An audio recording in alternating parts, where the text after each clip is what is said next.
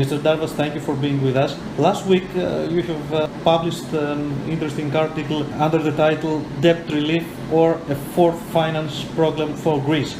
After Thursday's Eurogroup, what is your conclusion and what comes out of it? The Eurogroup meeting has not changed anything. The outcome was exactly as expected. The Eurogroup approved the second review, agreed to disperse the next loan tranche to Greece, even a little bit more than earlier expected. And also regarding debt relief, it just confirmed that the Eurogroup and many finance ministers already said before that debt relief measures will be decided very close to the end of the program, so most likely in summer or spring next year. So basically the Eurogroup hasn't changed any of the future scenarios, and I continue to be convinced that under the current circumstances, Greece would not be able to return to market borrowing at a sustainable interest rate, meaning that interest rate would be most likely too high to sustain. So either a very significant debt relief will have to come next year, or the Eurogroup will have to agree to a fourth financial assistance program. At this point, which do you consider more possible? A fourth program, or let's say something that includes a credit line by the Europeans? Maybe the spreads fall down a bit.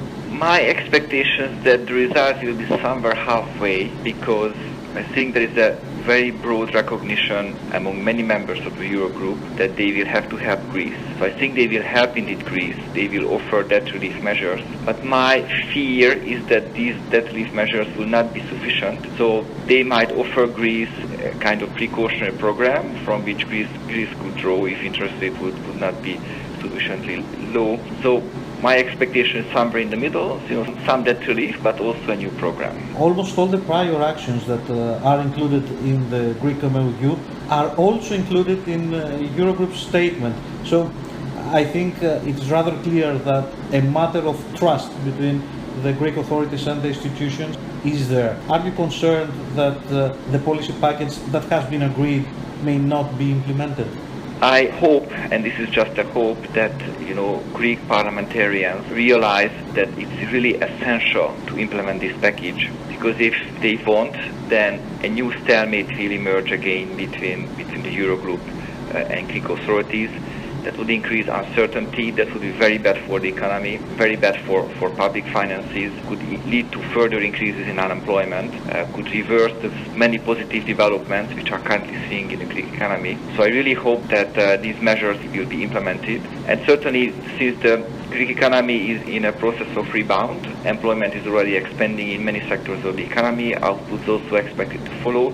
This will make much easier the implementation of all of these prior actions. Yesterday we heard that the primary surplus targets for Greece starting from 2023 till 2060 will have to be more than 2% of the GDP. Can we make such prediction? It's 40 years from now. Is it feasible to have such prediction? Of course it's feasible. A 2% primary surplus is not high at all. Many countries had much higher surplus. For example, Belgium and Italy, they had 4% or even higher primary surpluses for some decades. So it's just a matter of, a political will to do that. And, Greece is on track doing that. Last year the primary surplus was almost 4% of GDP. This year it will be also much higher than 2, perhaps it will. So I have no doubt that even in a 40-year horizon, maintaining a 2% of GDP primary budget surplus, that shouldn't cause any big problem. And what about the projection regarding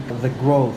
Do you think that the 1% that the IMF insists in this is the target, or maybe we can reach 2 or 0.7, which was actually the initial target for this year? The IMF, I think, is extremely pessimistic, and I don't share those pessimistic forecasts. In my view, if Greece will implement the remaining reforms, and the uncertainty about Greek membership in the euro will completely eliminate it. So all the investors, households, foreign investors will be 100% sure that Greece will remain in the euro, then I can imagine a much faster than 1% growth in the long term. And there is a lot of talk on the presence of the IMF in the Greek program, in Europe generally. Do you think that its presence won't be eventually needed after the German elections? The European Union has the European Stability Mechanism, this financing facility, and that facility was established And the treaty establishing that facility says very clearly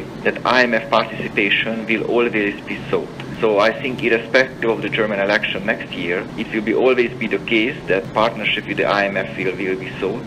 Whether that would come or not, it certainly depends on the decision of the IMF. But if you look at the other programs, namely Ireland, Portugal and Cyprus, in which the IMF contributed and worked together with European authorities, those programs went more or less well. So I think the overall experience with the IMF participation in Europe is more positive than negative. So you don't expect that the ESM will play more significant role by itself without the IMF in the near future? It's already playing a more significant role. For example, for Cyprus, IMF provided only 10% of financing, while earlier for Greece, Portugal and Ireland, the IMF provided about 1/3. So the IMF financing is going down as a share of the total funding. But IMF participation is important not primarily because of the financing. I mean, European can finance everything. I mean, the ESM could finance all the programs. But because it brings a second opinion, also the IMF has a lot of expertise about managing financial assistance programs during many decades in many different circumstances.